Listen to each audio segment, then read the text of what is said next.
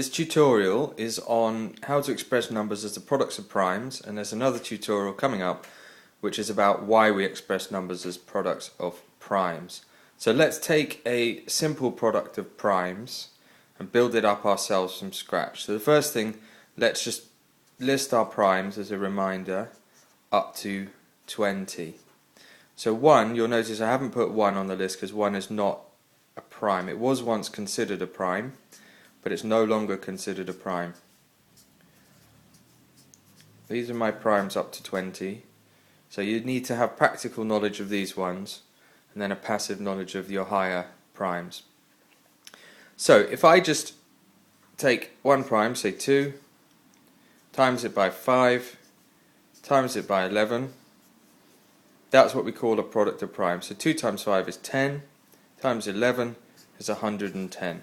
So 110 is the product of 3 different primes, 2, 5 and 11.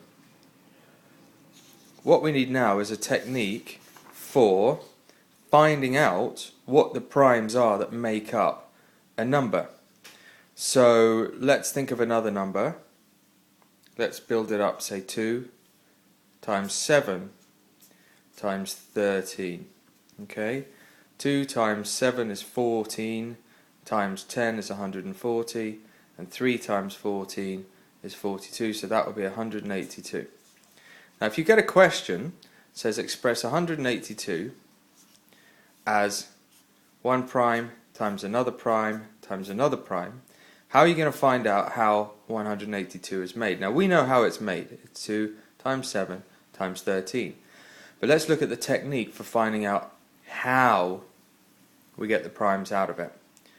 First thing we need to do, once again, is write down our list of primes. 2, 3, 5, 7, 11, 13, 17, 19. Testing for primes is very simple. You always test with the lowest prime first until it's run out. So let's take 182 and we put a little underscore box on that and we test with a 2.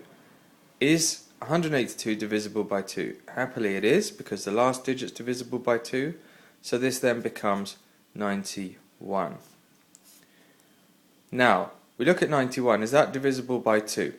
No, it's not, because the last digit is not divisible by 2. So now we can cross off 2 from our available list.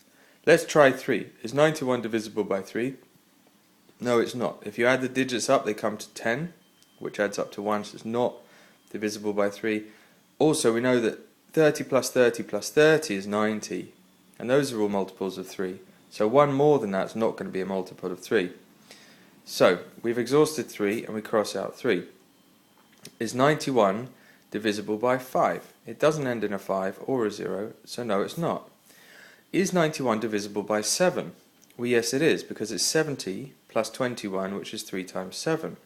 So we divide it by 7. Now you may need to do a little bit of your own long division up in a corner somewhere. So 91 divided by 7 becomes 1, and we put the 7 underneath there, 2, drop the 1 down, it becomes 21, 7's into 21, go 3 times, and that's a perfect division.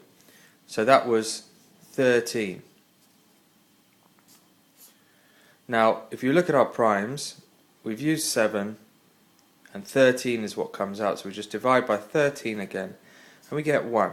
Once we get to 1, we know we've got all our product of prime numbers. So now it just becomes 2 times 7 times 13, and hey presto, 2 times 7 times 13 equals 182, so we're absolutely right. Let's just do one more for practice. Let's look at maybe 205. So I'm just pulling out a random number. Let's see how it breaks down into primes. Write our list of primes.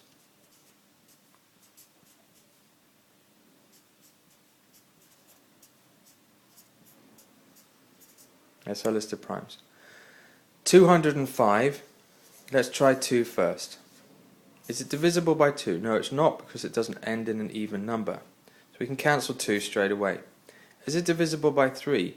It might be. Let's just try it in a little mini short division. 3's into 20. Go 6. Remainder 2. 3's into 25 don't go.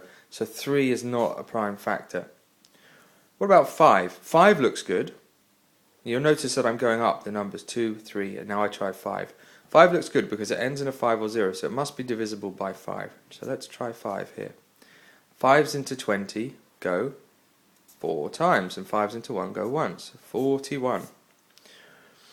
41 isn't on our list of primes. Is it divisible by 5? No. Is it divisible by 7? No, because 42 is. Is it divisible by 11? No, that would be 44. Is it divisible by 13? No, that would be 39. 17? No. 19? No. It turns out that 41 is a prime. So that would be 5 times 41 equals 205.